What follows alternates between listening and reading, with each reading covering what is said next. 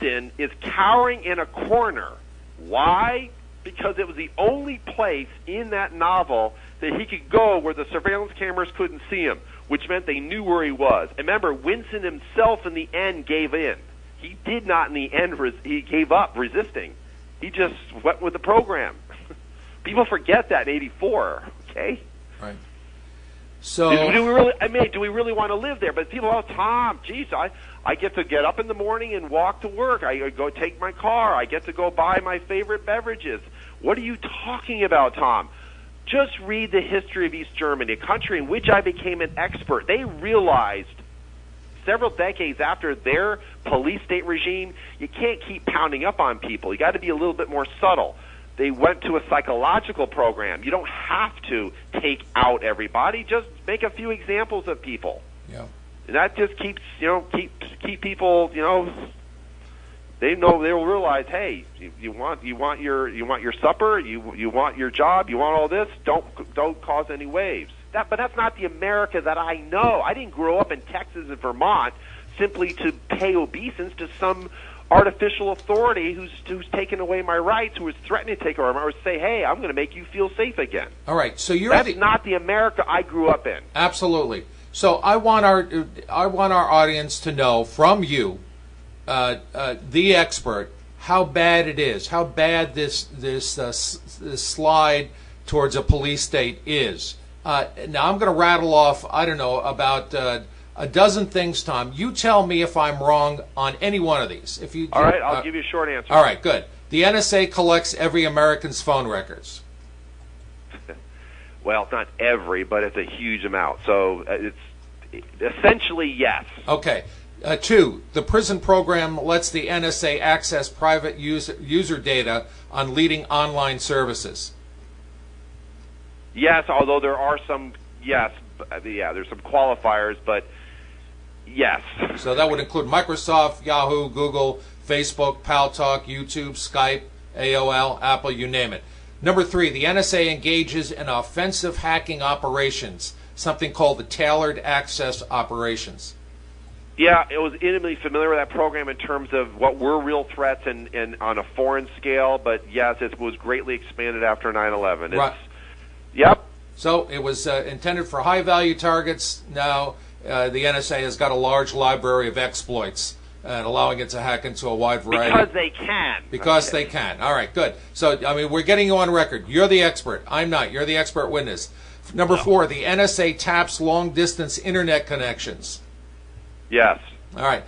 Number 5, the NSA intercepted data flowing within Google and Yahoo data centers. Yes, and in partnership with others. Five Eyes, people forget about the Five Eyes. Remember, it's an extraordinary array. It was set up after World War II, but yes. Yes, and when you for our listeners, when you log into Gmail, you see a lock icon indicating that communications between your computer and Google's server is protected by encryption. But guess what? Not encrypted.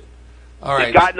So just as a quick aside, these companies themselves are now having to push back in part because their model, their corporate model, is in fact under some threat from subscribers who are now increasingly demanding at least some modicum of protection. And maybe along with H.R. 1466, that's where some hope lies. Look at the letter that was actually signed by a number of the key companies in Silicon Valley and elsewhere, pushing back, right?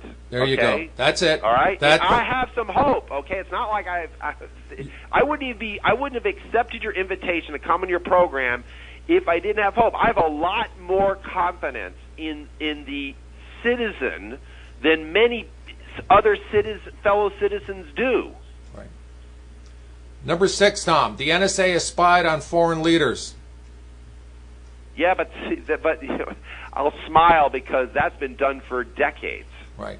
And that's foreign intelligence. Look, there is a legitimate mission. If they can get away with spying on a foreign leader, fine. Except if it's Angela Merkel, do you really want to go there at the risk of a key ally? That's part of the challenge. But hey, foreign intelligence is foreign intelligence. I've just said we're all foreigners now. Yeah. My sources tell me that at least 35 world leaders have been targeted by the NSA, including Brazilian. It's probably actually more than that. Okay. And including Brazilian president. Well, it is more than that. I mean, I just say it's more than that, but yes, from what's been revealed, active programs, yes, but it's pretty much any foreign leader because they're foreign. Well, right now, as I'm speaking with you, I'm looking at some documentary evidence that the NSA has filed on Brazilian President Dilma Rousseff and Mexican President. Yeah, and by the way, see, this is the thing, it goes on far beyond foreign intelligence. People forget that you can repurpose this. Look, right. If I have access to top-level strategy sessions and decisions before they're made or as they're made, guess what? I get extraordinary advantages when I negotiate. Economic, diplomatic, finance, right. Military, all of that. This is the sort of the game of the ages. I mean, information is the currency of power, okay? Yep. The other documentary evidence that I'm looking at right now is the NSA spying on Mexican President Enrique Peña Nieto.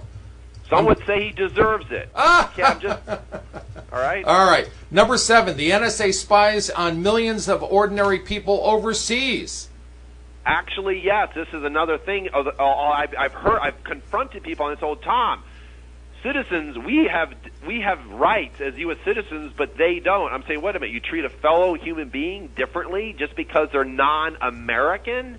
Really? What about their laws? What about their rights? Okay, even in their own country, under their constitution or their form of government, where it exists. That brings us to number 8, Tom. The NSA has tracked cell phone locations around the world, including collecting... Actually, yes. There's 5 billion records per day. Yeah, that's... yes. It's extraordinary. Look, it's the biggest surveillance program the world has ever seen. All right, number 9, from just in the decade from 2001 to 2011, the NSA has collected vast amounts of data about Americans' internet usage. Yeah, one of the things I actually blew the whistle on internally. It was one of the 4 pillars of mass surveillance, internet usage, data mining. It was one of those pillars. Right. So that, again... And not just NSA. When you say NSA, it got to be a little... It's not just NSA. There's a whole lot of this that's actually enabled in direct partnership with the FBI, okay? Well, like I said, this is not about counterterrorism. This is about this is about a police state and social control. Social is the control. Bottom line in any form of a police state, whether it's virtual or real. And so this program of the NSA collecting data on what websites your user browser browsed, they say that that program operated for only 2 years under President Obama, but was shut down in 2011. Do you believe him? Yes, I believe him under that part of that program, but there's other programs, quote unquote, other authorities that also give them access. Remember, right. You never have just one program. Right. Exactly. People forget this. Yes, they could. Yes, you could parse. Oh yeah, under this program is shut down. There are other authorities. Right. You build. Well, have one when you can do 2 at twice the price. Well, you build redundancy. Yeah, that was the famous line in Contact. Yes. Yes. It's the first rule. Okay, it's like one of the first rules. Yeah. All right, number 10. The NSA has undermined the security of encryption products over the last decade. The NSA. This is an area I wish more people would focus on. I've said this for years. I confronted those investigators with this fact. The NSA was engaged in a huge program to compromise the fundamental integrity of the electronic infrastructure of the entire world wherever they could get away with it, knowing they could leverage American industry in secret to help them do so. Why would tech companies agree to make exploitable products? I don't get what's in it for them. The arrogance. We're America. We're good enough. It's not gonna. We need it for national security, but we can. Yeah, we need it for national security. That was really the primacy here. They basically folded. And the other thing some people don't fully appreciate. Many of these key companies, particularly not the new Silicon Valley, we're talking old telcos, old school providers, had already had special arrangements with the United States government going back decades. Right. Number 11, the NSA uses tracking cookies to choose hacking targets. Yes. And this is something that Edward Snowden showed us. True? Yes. Yes. That's part of the technology. Remember, the technology is benign, but you can use it for both ways. It's ironic the Internet was created literally to deal with a nuclear winter scenario in which all the communication nodes were blown out except for a few. Can you still get the message out? That was the basis. And you obviously weren't worried about security. You were just getting the message out, right? Yeah. And now now they want to take back Internet. I mean, that's what they said. We want to own it, control it. And now there's an executive order where the Internet can be shut down in case of an emergency. It seems kind of backwards, doesn't it? Remember, see, people, you just touched on something: emergency decrees, executive orders, national emergencies. This is the secret authorizing decree, fiat government of the executive branch. Most people don't fully appreciate it. It's outside of the Constitution. It's a corruption, a massive abuse of the Article 2 powers that are given to the president as commander-in-chief. We only have two more here. Number 12, the NSA cracked a popular standard for encrypting cell phone communications, and I'm talking about the A5 standard. Yeah, it's not the only one. There's others as well. This is a whole other area that most people, because it's so technical, that has not been yet fully explored. The whole set of not just exploits, but what was compromised in terms of actual algorithms. Right. Well, you want to go into what encryption standards are? Well, there's a whole host of them. I mean, it depends. When you say encryption, there's things like RSA. We know for a fact that NSA weakened the algorithms to make it easier for them to crack it. Right. In some cases, they did it. The random number generator. That's all. Matthew Green from Johns Hopkins, who I have extraordinary respect for. He doesn't buy a lot of the crap, right? He realizes what has happened here, and he continues to talk. He is also a teacher professor, but he also does research in this space. How far NSA went to compromise the essential security encryption standards of the world in terms of sort of Western technology and Western mathematics. Yeah. I believe that IPv6 has been influenced in such a way as to remove the NAT from it. I think that's probably NSA as well. Well, NAT is yes. Yes. I mean, part of the compromise here is when you're using the standards. Remember, the standards is one thing, then you implement them. Part of this is in the implementation. This is where the ability to compromise or exploit takes place. Yeah. Look, I worked in this space in sort of the analog, and then it switched to digital in the 1980s. You're always looking to crack things, but a lot of cases where it was quote unquote at least uncrackable, you still had what was called the metadata or the envelope information. We never called it metadata back then. I actually call it meta content. It's a much better way to characterize this. Right. And I want to remind our listeners, too, that A5 is old school technology. Actually, very old school. Very old school. But see, a lot of the old school stuff is still in play. Right. And that's like some of the hashing algorithms that have been severely compromised because they're just so widely spread. And in a lot of I used to be in software development engineering. At the code level, a lot of these libraries, because they're so embedded in so many different products and so much of the infrastructure, it's extremely challenging to update them. Like MD5? Yes. And we're going to do a future show. Well, even some of the hash, like SHA-1, some of these are not, especially with the... See, a lot of the weaknesses are actually in the infrastructure. It's less... I mean, I agree with Snowden. Where encryption, where the math, like PGP, for example, when it's properly implemented, right, it's still awfully strong, especially like I use it at the 4096 bit key length. at that level, that's pretty secure, even 2048, right? Right. The problem is the infrastructure. I can't begin to tell you the horror stories of communications I've had and others have had where the infrastructure let us down. Right. And Because of compromise. Not the actual math, but in the implementation infrastructure. And Sid, you don't know this yet, but we're going to do a future show on some of these newer encryption standards. I have some internal documents that I just got my hands on that were forwarded to us. So we're going to do. I don't trust NIST. I don't trust. I have to say this for the record. Any committee, whether it's national, international, IEEE. I used to be part of IEEE. I don't trust any of those. Okay, I don't. I agree with you. Because of wherever NSA was involved, I just don't. All right. There was a deliberate program. This was actually extraordinarily secret, Yes. where NSA would put themselves on these bodies and would compromise the integrity of these committees very surreptitiously to ensure that the standards that were created would still be at a lesser level in terms of implementation to allow it to make it easier for NSA to crack it or compromise it later. Yep. No. And we only learned about that in late 2013, I think. Yeah, well, those things have been obvious to me for a while.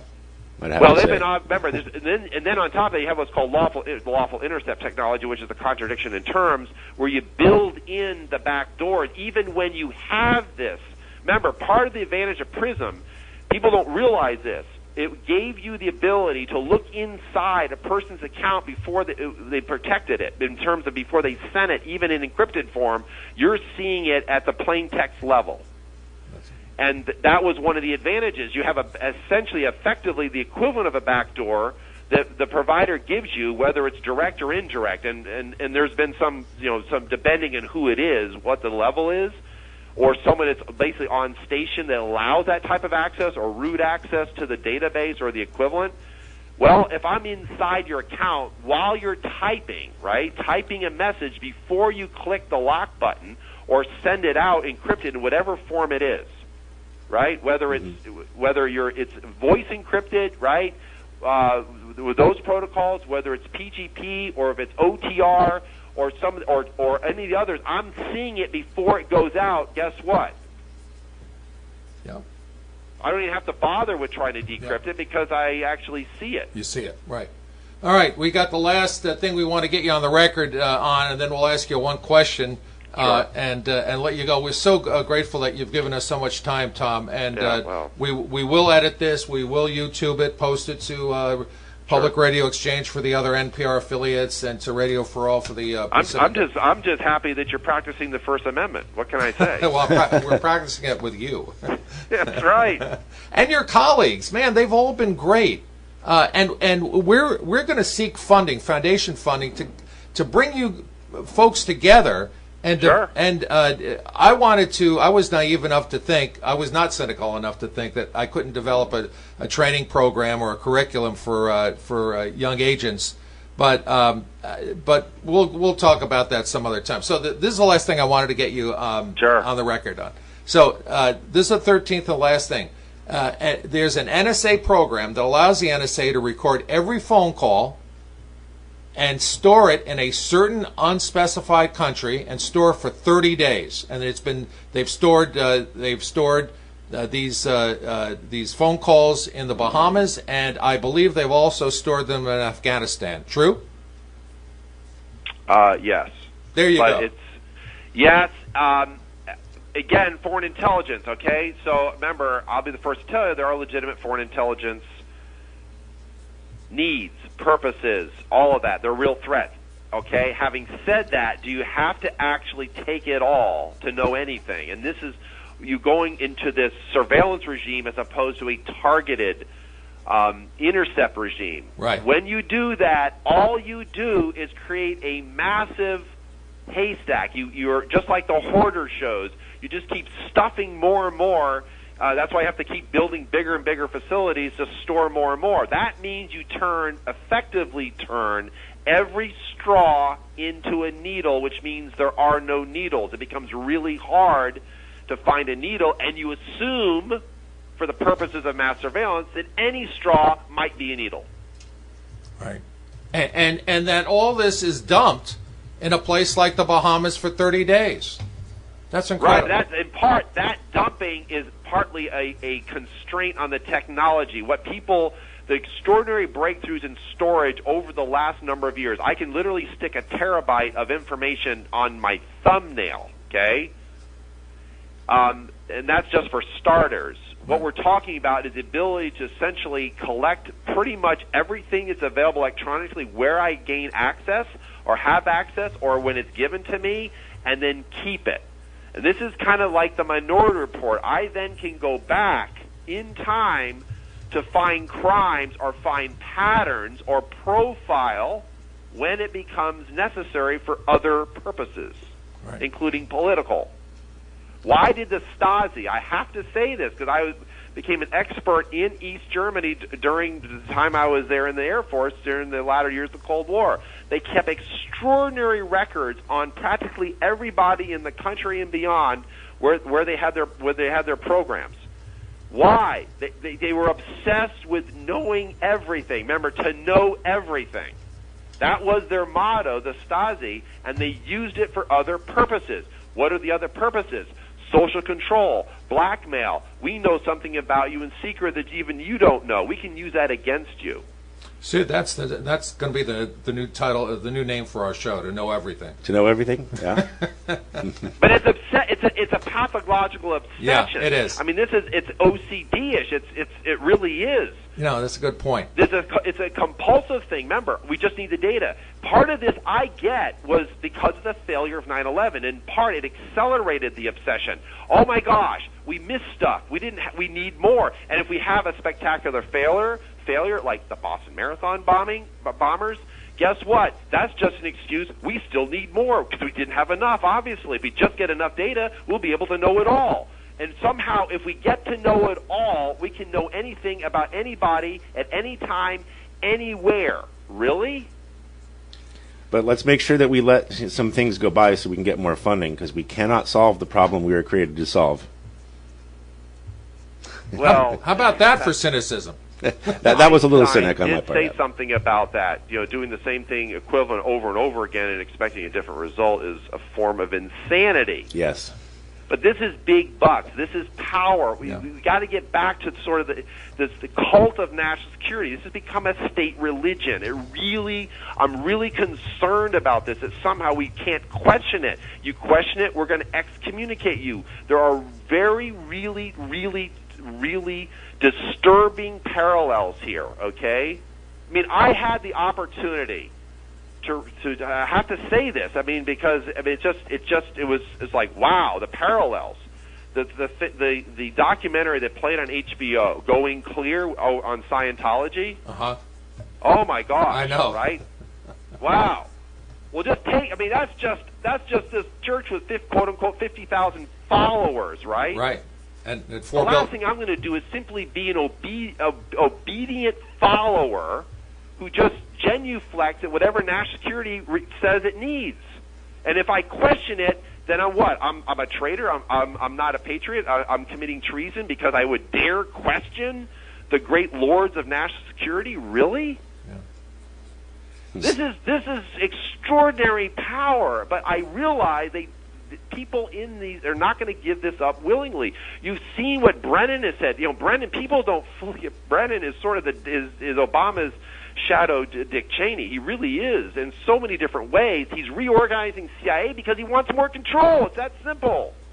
Right. What do you think of some of his infrastructure changes and the shift now towards cyber?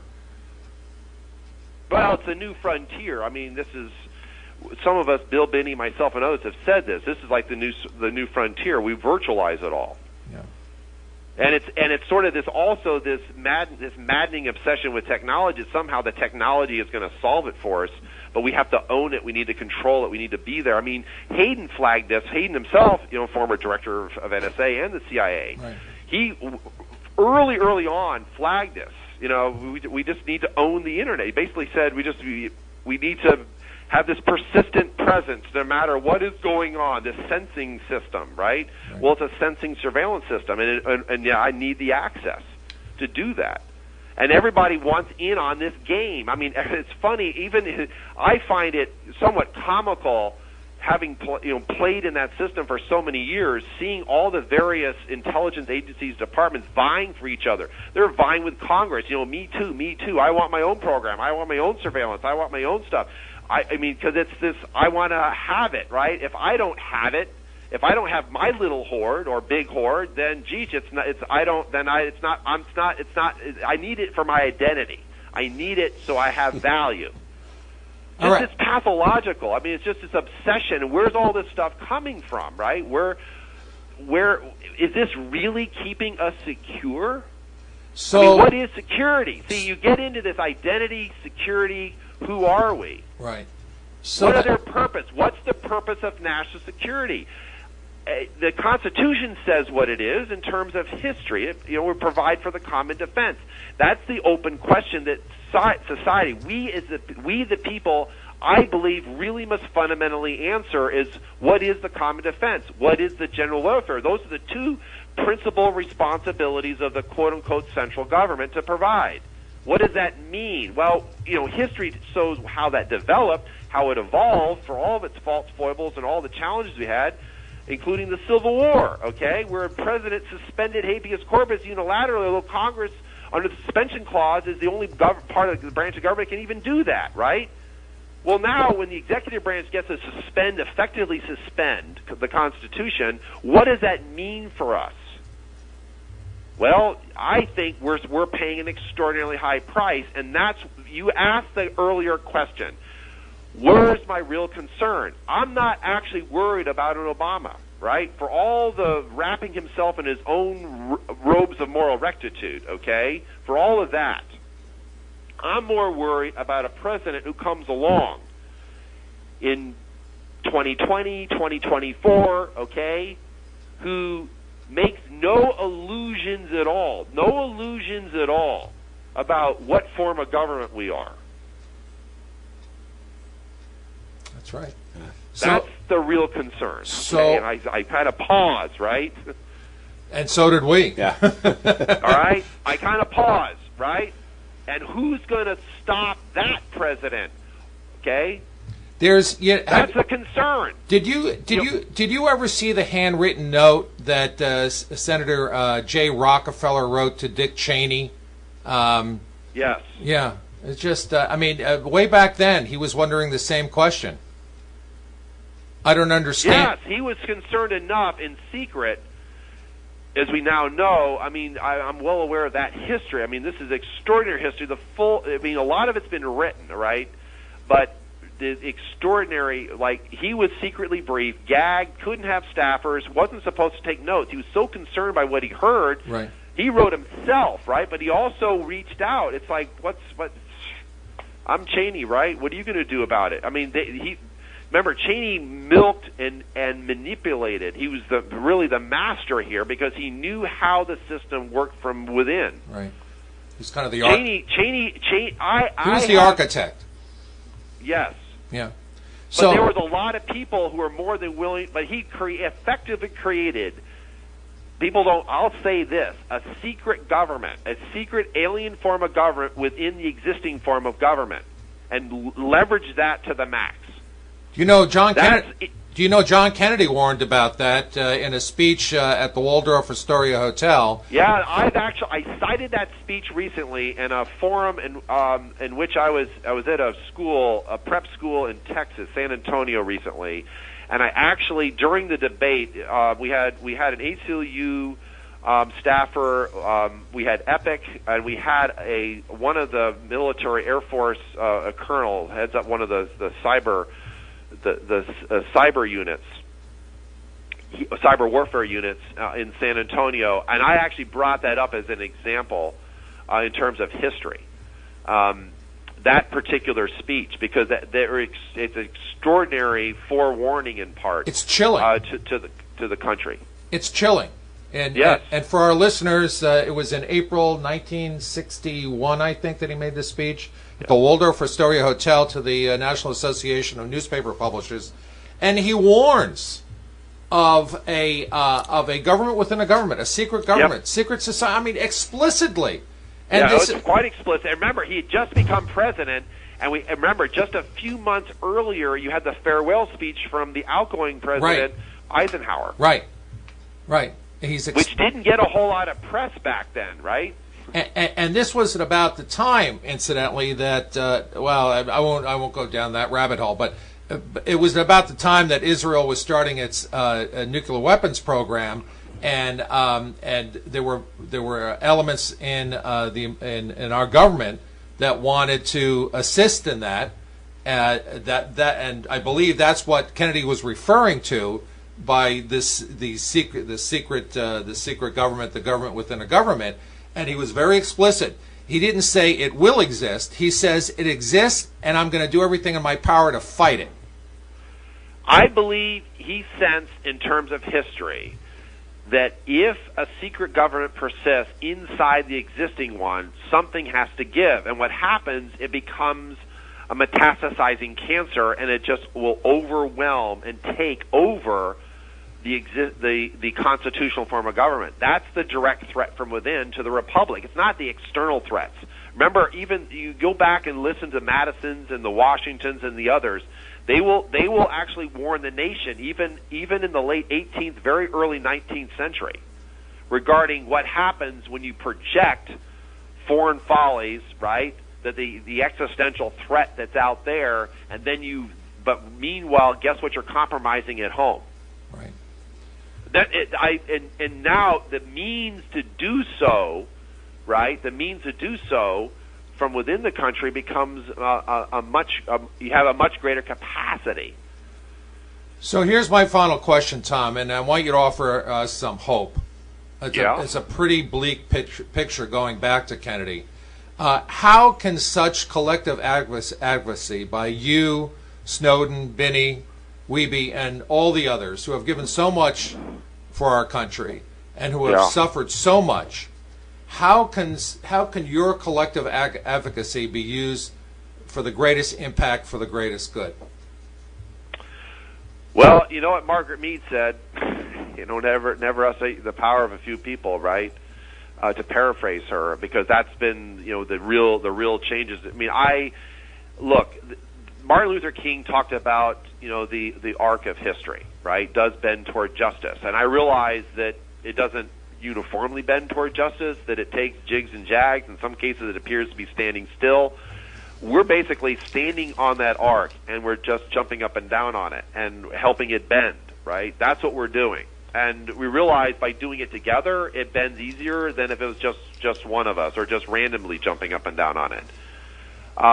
And so part of our, I'd say, task is to inform the public and is to generate sort of at a more organic level that small percentage of people who are willing to affect the changes that are necessary if it matters.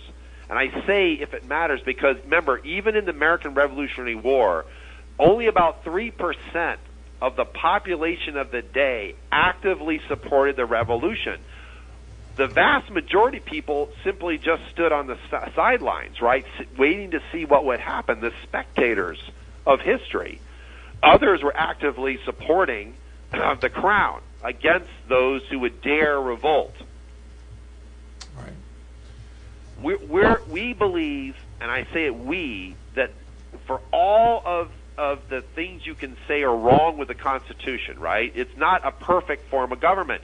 Remember, it was an experiment in how to best govern ourselves. It was a grand experiment. I believe the experiment is still worth experimenting with, but we don't sit there and inject poison into it from within, because that's really becomes potentially the death knell. And so the antibody, I'll say it this way, though, to use that analogy, it's the white blood cells of the citizenry. The citizenry is the white blood cells we have to activate to go after what's going on inside the body politic. Well, sir, you've been true to your oath to defend the Constitution. I want to thank you for being on the program. Is there anything that we didn't ask that you'd like to address? Well, there's a whole lot of things we could talk about, but in terms of sort of what matters, I just think it's sort of what matters to people. I mean, I think it comes down to that fundamental question: what matters to people. Ultimately, it's up to us. I mean, it is we the people. We're the ones that have to live in the societies we live in, and it's ultimately our call. This is not easy stuff. Democracy, living in a republic, citizen, informing yourself. It's not easy stuff. There's lots of distractions. There's lots of other things. I got families and kids and jobs and mortgages to pay. On a local, everyday level, right? People have daily priorities. But this is what's common. That's the commons. What's common to us, and our well-being. You can't just take care of yourself. You also have to consider what it means for others. And again, that's this sort of freedom itself. What does freedom and liberty really mean? I mean, we have many dark chapters that we can point to. I just don't want to live that again. I mean, I really don't. I think I'll leave your audience with this. When I was sentenced, it was a pro forma sentence. It was a plea agreement. Government drops all the felony charges. I end up accepting the sentence. The sentence was handed down: 1 year probation and 240 hours of community service. What did I end up doing? I ended up interviewing veterans for the Veterans History Project, Library of Congress. Go out to the Veterans History Project website. Search on the contributor, my name, as a submitter, and you'll see about 3.5 dozen interviews. Extraordinary interviews. I would ask your listeners to simply take the time, just 1 or 2 of those interviews. But if you have the opportunity, maybe take several hours over several days or weeks or months and actually listen. Listen to the veterans, share what matters to them, because they were the ones that came back. They're the ones that didn't end up in Flanders Fields. They're not the ones that are lying in unmarked graves. They're not the ones that spilled blood, okay? They came back, and they have something to say to us in terms of the sacrifices they made and those who died with respect to liberty and freedom. If that matters, then you will take what you hear from those veterans and do whatever you need to do in terms of your daily activities. You will make that difference in your life, but at least inform yourself as to what those who have come before us and have served our country say about the future of our country. And that's the final question. I think I'll just leave you with this in your audience. The fundamental question we must ask ourselves and answer, because if you don't answer it, then it's just an empty question. What future do we want to keep? What future do we want to keep? Benjamin Franklin, we have history reportedly saying, when he came out of that Constitutional Convention held in secret, woman reporter apparently came up to him and said, "Hey, what did you guys create in there?" And he said, "A republic," his purported answer, "a republic if you can keep it." What do we want to keep? You have 5 sons, don't you, Tom? Yes. Well, you're giving this to them. Yeah, that's a very poignant way of putting it on a very personal level. Yes, I bequeath that to them. Yes. I think that's your greatest legacy in the Drake family. Sir, I want to thank you so much for being on the show. Very poignant, especially so during a Holy Week leading up to Easter. I want to thank you so much, Tom. We'll edit this. We'll get it to you. We'll get it posted. God bless you, sir. God bless you. Well, that's why I've dedicated the rest of my life to defending life, liberty, and the pursuit of happiness. So, thank you, Tom. That's where I'm standing. Thank you, Tom. God bless you, sir. You're welcome. Take care. Thank you.